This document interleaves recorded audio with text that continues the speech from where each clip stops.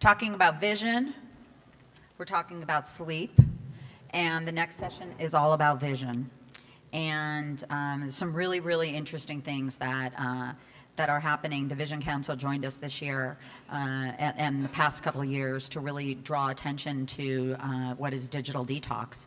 And I actually, my eyes are exhausted, so I'm going to be using some of their glasses.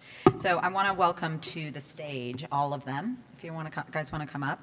And I'm going to introduce you to the moderator, which is Ligia Ricciardi, digital health expert at Clear Voice Consulting, who's going to lead this great conversation. Her New Year's resolution is to do her first sprint triathlon.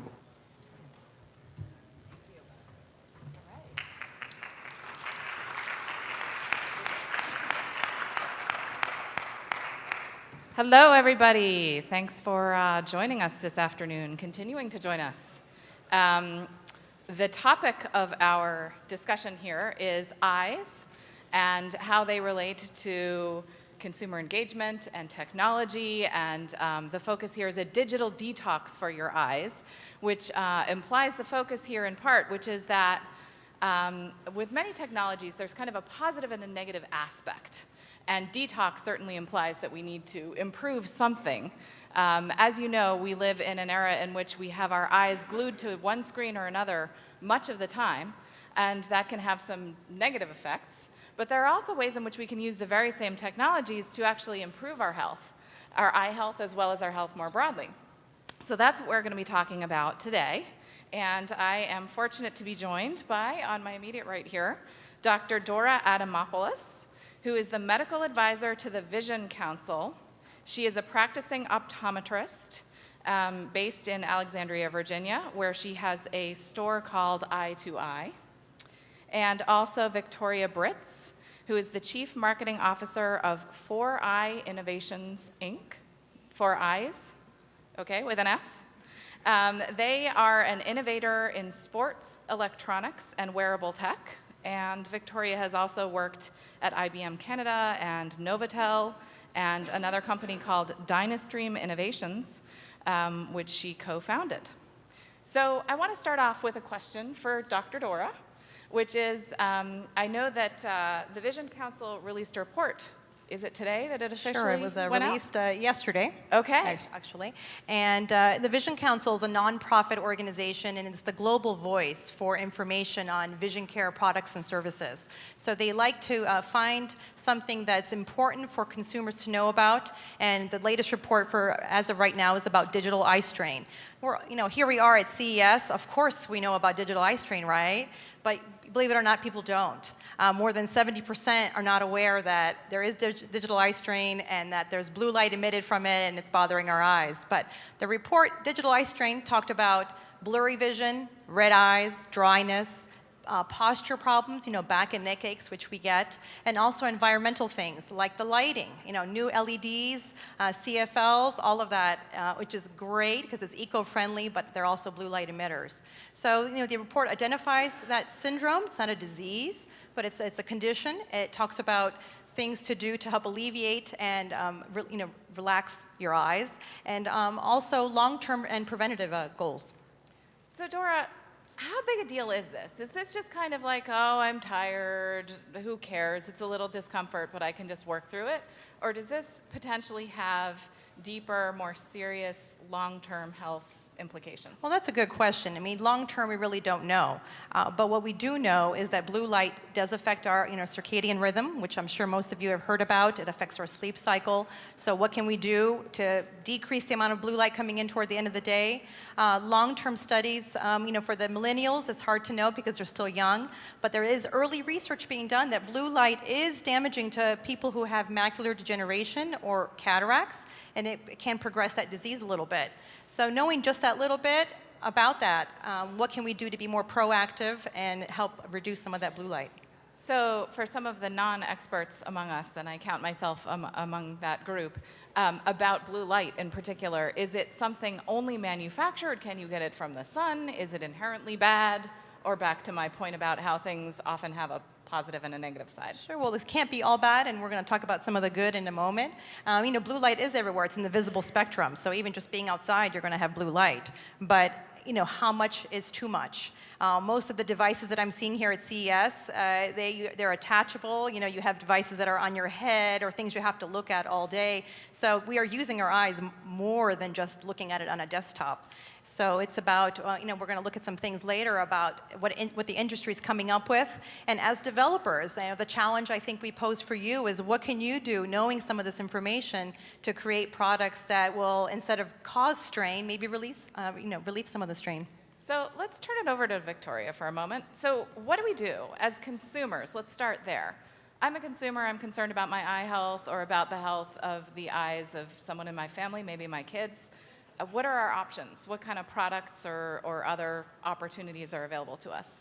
Well, I guess you'd first be looking for products that don't cause eye strain, and that's where I think one of the things that our product is doing is it's a light emitting product, but it really enables you to stay focused on what you're doing without having to read or look at data, and so it really works in your peripheral vision. And so looking at products that let you stay focused on what else you're doing and not on a digital display, I think is where you would start to look. So we've got some cool props here.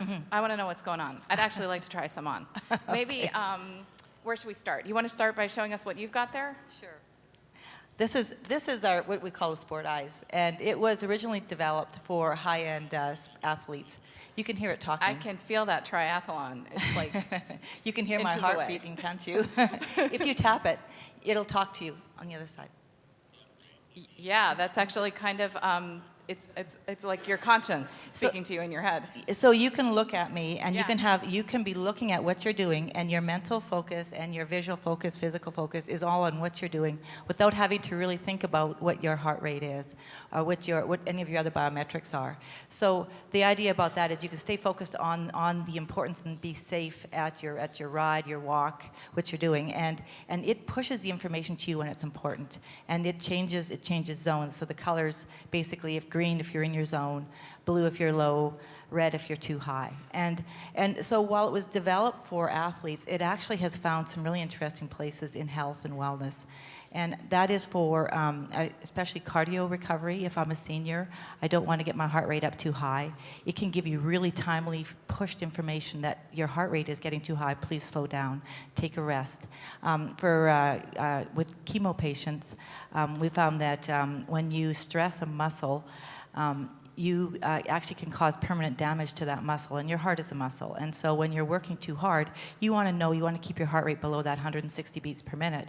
And often cancer patients they're doers, and they will want to be working hard. And so when you've got an assured feedback system, it takes the stress and the strain off of this digital device, because now you're actually looking at your health and you're getting notified at a safe time.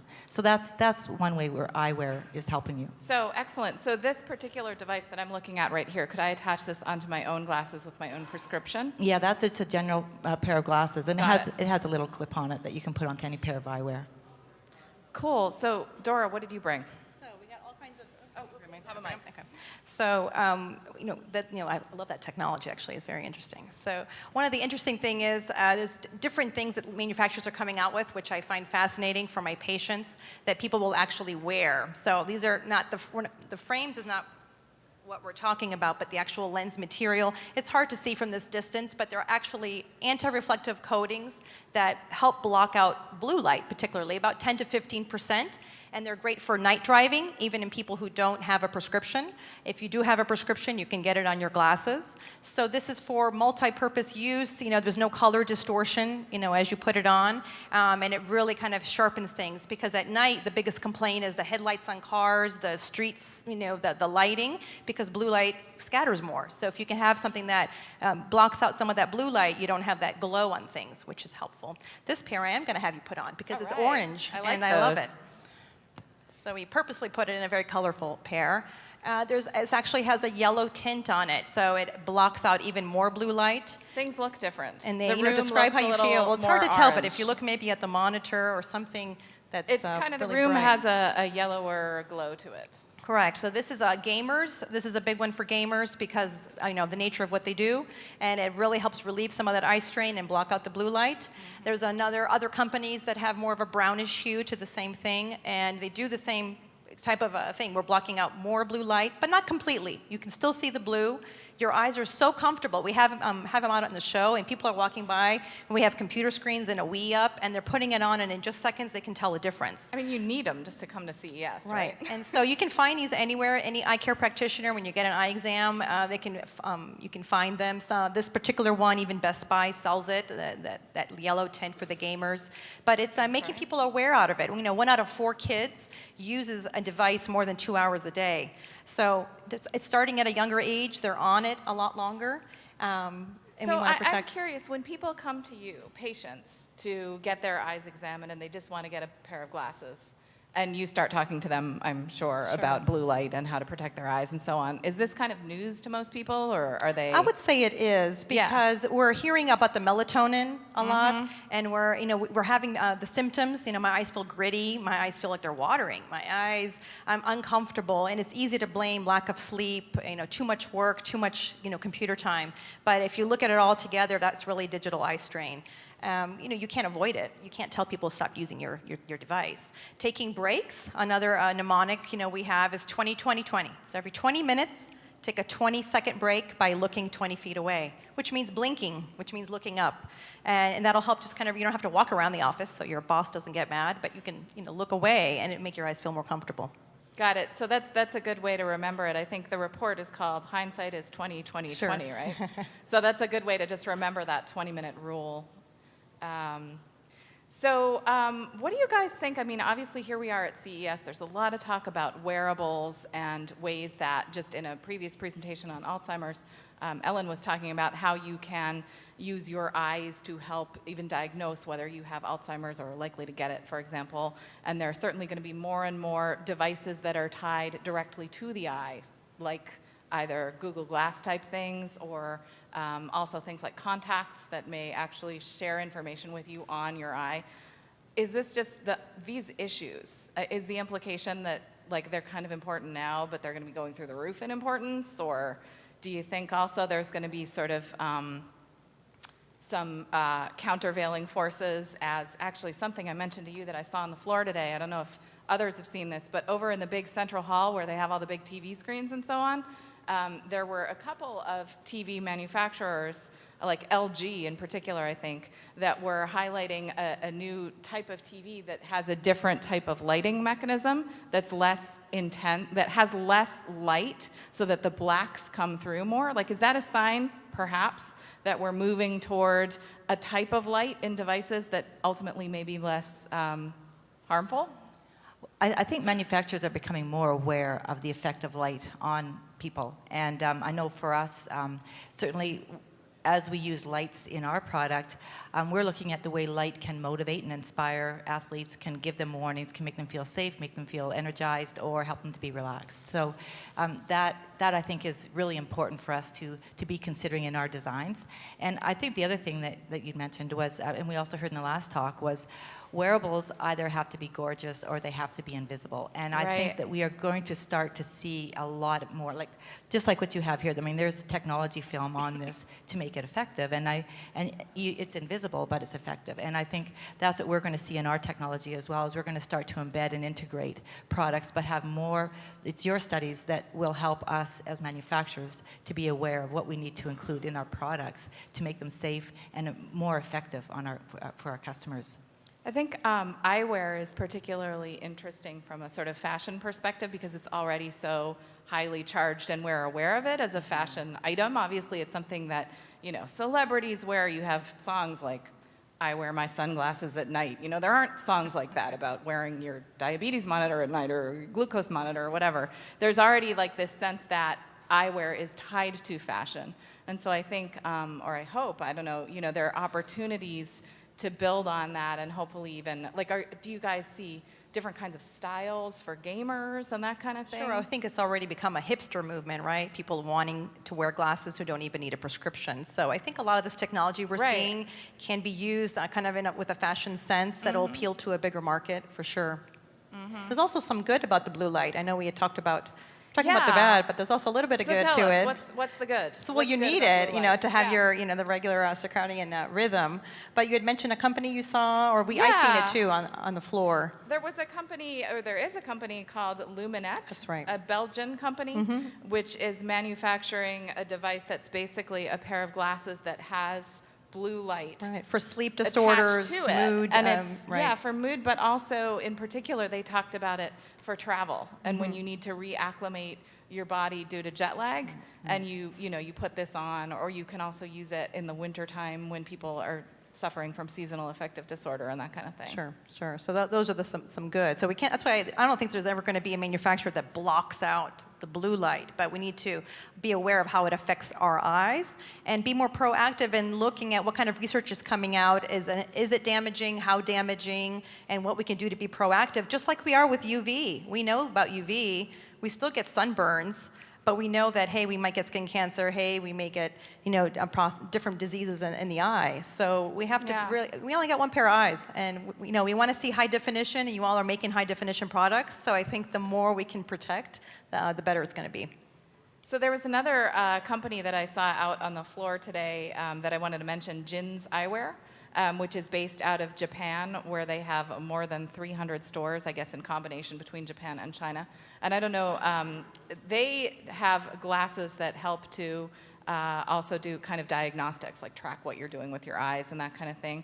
Do you have any knowledge of where the U.S. is relative? I just mentioned a couple of companies, one from Japan, China, another from Belgium. Where's the U.S. relative to the rest of the world in awareness? We don't know, even. Any sense on the developing side for you?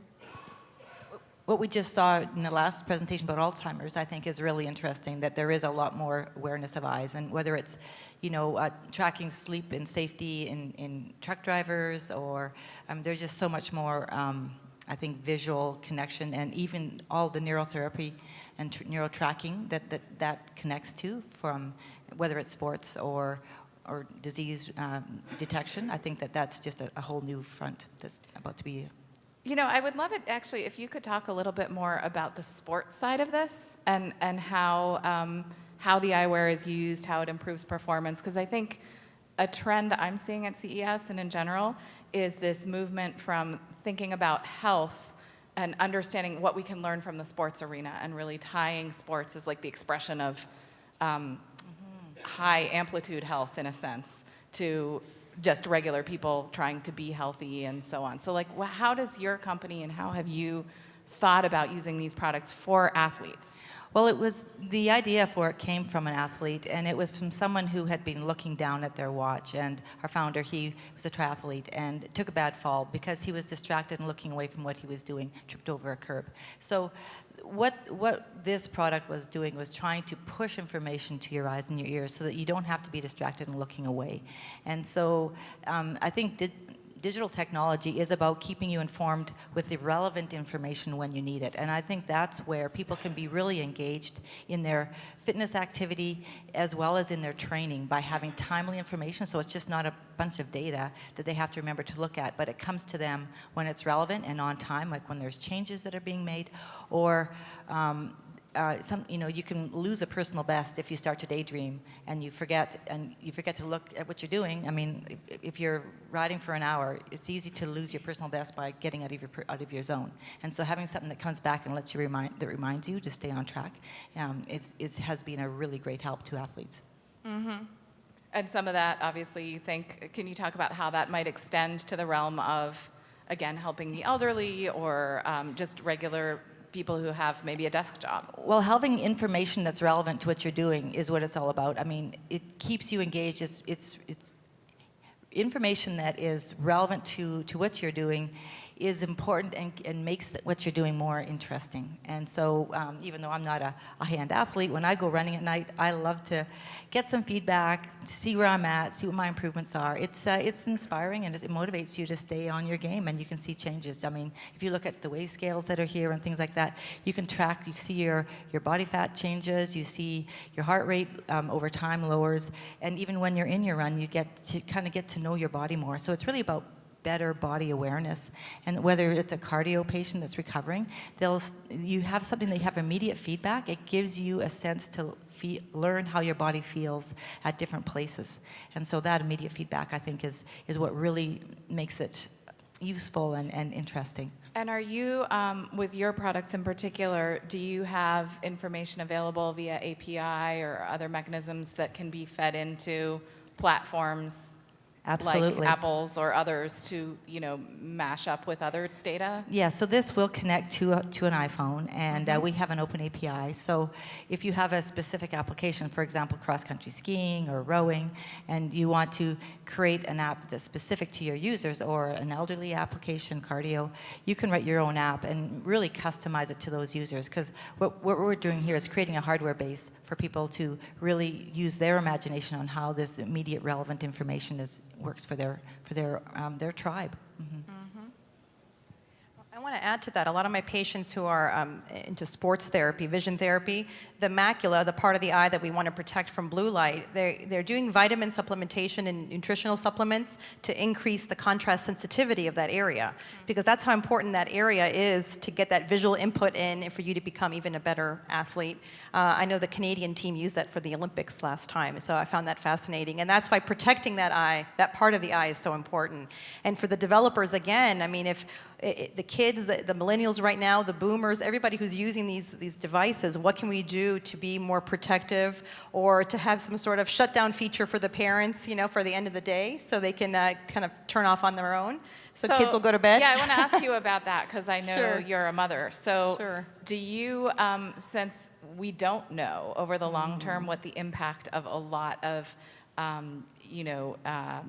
seeing a lot of light from a very early age may be, exposure, do you, as a parent, how do you monitor your own kids' use of technology? Well, that's a great question. So, of course, your kids don't listen to you. So I have to have others tell them things. But as a parent, I am proactive. My girls don't need glasses to see, but for home use, they do have blue blocking lenses that I really kind of force them to wear, especially my older daughter, who does all her papers on Google Drive, and that's how she studies. And she finds it more comfortable, and I do want her to go to bed at the end of the day. My younger one doesn't have that much computer time at the end of the day yet, but she does. How old's the younger one? 9, third grade, so they're still happy land. But it's being proactive as a parent, educating my patients, but also my friends, and just bringing that up in conversation.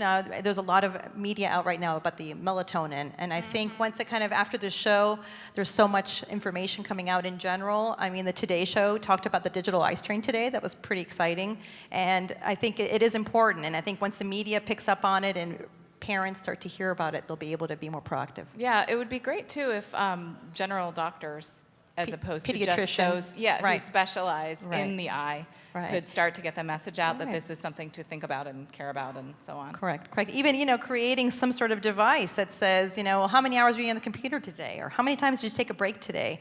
Kind of logging your Right. hours, or logging your hours, yeah. right. Just for your own, hey, did I take a break? Yeah. What did I do? So where do you guys, I'm going to ask you both this, where do you see kind of the future of this industry headed? What are some things to look for? Oh, it's all positive. The show is so exciting. I have met the smartest people ever at one convention, with great ideas that take great feedback. They want to see how the consumer feels. They are willing to work across other disciplines, so they're not on one sector only. They will work with others, and I think it's only going to get better. Cool.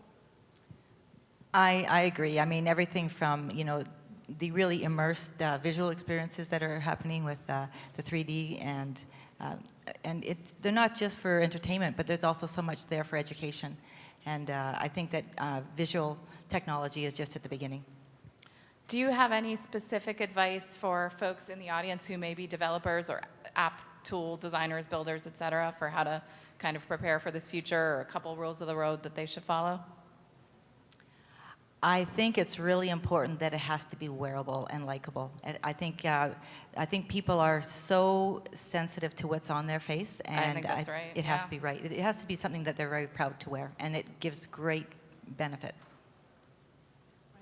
And to add to that, and to not distort the vision, not to make it too distracting peripherally, because that's a lot of things with the new Google Glass and some other items. It was just too distracting. And so patients who even got it done with their prescription, they just couldn't, it almost made them nauseous. So from a visual output, to make it a comfortable wear.